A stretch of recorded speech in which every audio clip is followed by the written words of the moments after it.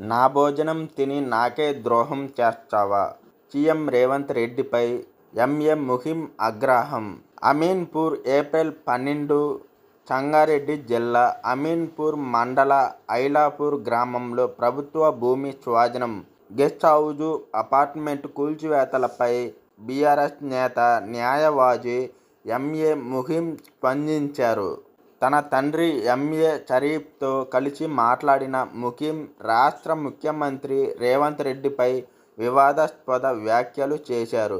వివాదాస్పద స్థలంలో ఎంఏ ముహిం చేపట్టిన నిర్మాణాలను హైడ్రా శనివారం తొలగించిన సంగతి తెలిసిందే. అయితే గతంలో మల్కాజిగిరి ఎంపీగా పోటీ చేసిన సమయంలో పాత పరిచయంతో తన ఇంటికి వచ్చి కాళ్ళు పట్టుకొని గెలిపించాలని ప్రాధేయపడిన విషయం నిజం కాదా అంటూ సీఎం రేవంత్ రెడ్డిని ఎంఏ ముహిం ప్రశ్నించారు.